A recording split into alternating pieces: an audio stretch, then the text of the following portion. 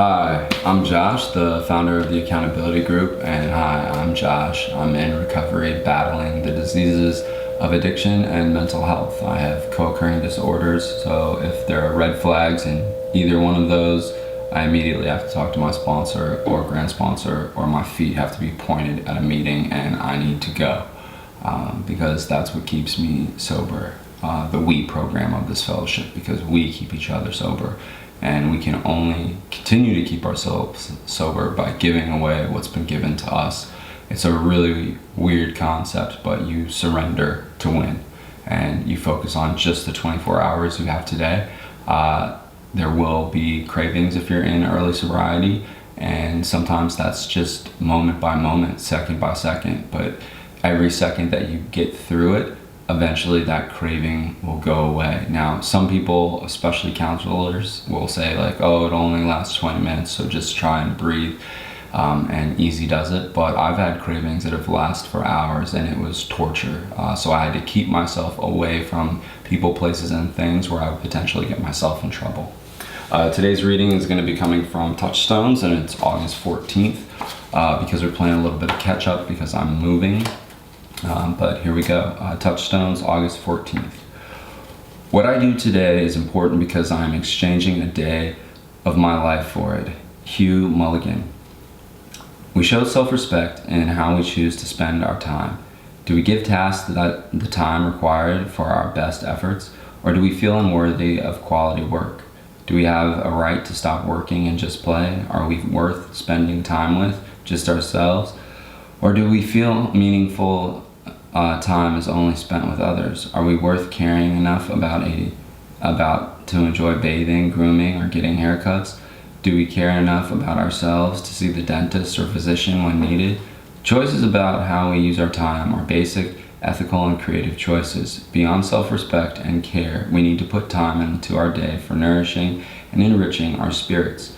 We do that by reading something thoughtful or meaningful, talking to a friend about the events and feelings of our lives, listening to music, fixing a pleasant meal, exercising, and giving unpaid time and energy to worthwhile causes. I'm grateful for the gift of another day, and I will live it creatively and respectfully. When I first came into the program, my self-confidence about my capabilities of what I could do as a cognitive behavioral scientist was up here. But internally, my self-esteem was down here. My spirituality was atrocious. If you're wondering why this giant oval office here is because one of the things that I wanted to explain that actually pertains to this reading isn't necessarily the exercising or creating a meal. I definitely do the grooming. That's happening every day, and I actually let my girlfriend cut my hair. It was a lot bigger before, but it was getting a little wild, so she was like, we should probably cut it, and it'll grow out even more, but be healthy. Anyway, that's beyond the point. A lot of my work in virtual reality is pro-environmental, pro-educational, and pro-social. So pro-social is why I created the Accountability Group. Pro-social and pro-educational is why I have Olaf, because I work with kids. You got to get them young and get them excited and get them to have a growth mentality. I wouldn't say that it's like failing forward, but I would have them think outside the box, and I would want them to have the opportunity to realize that they could be anything that they wanted to be, and that they get to explore so many different places that they might not get to go to in virtual reality. So there's a lot of cool things that we can do, and my team works on. So that being said, dealing with some of the things in August 14th, I'm grateful for the gift of another day, and I will live it creatively and respectfully. And that's what I've done today. When my feet hit the ground this morning, I was grateful to be sober, not waking up to fluorescent lights or an ambulance, or having multiple tubes forced into different parts of my body in order to save my life and keep me stable. Those were not good days, but the fellowships that I'm in, all the friends that I've made there, they loved me until I was capable of loving myself.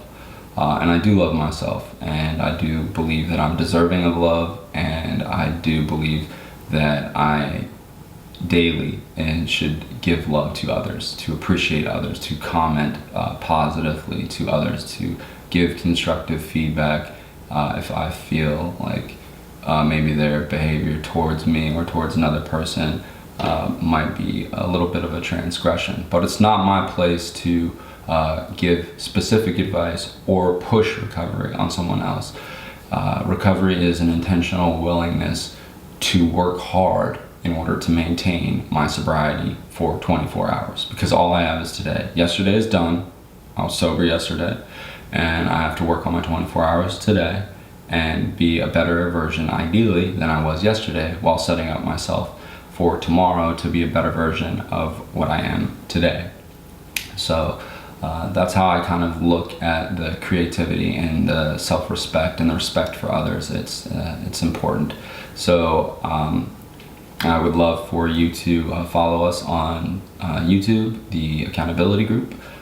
Comments, that would be huge. That way, if you're a newcomer and dealing with post-acute withdrawal, or you have some time under your belt or a lot of time under your belt, there can be accountability there where we, because it's a we program, not an I program, it's a we program, where we can help each other stay sober and tell or explain what our strength and our hope was, what has kept us in recovery and kept us sober, because we keep each other sober. We give away what these programs have given to us, which is the ability to maintain our recovery even through different things, because life, even in sobriety, will provide itself with adversity and curveballs that you have to be prepared for, where temptation to escape by using is not the answer. So get to a meeting, call your sponsor, and kind of take a step back, breathe, and realize that eventually that craving will go away. It'll go away in time. So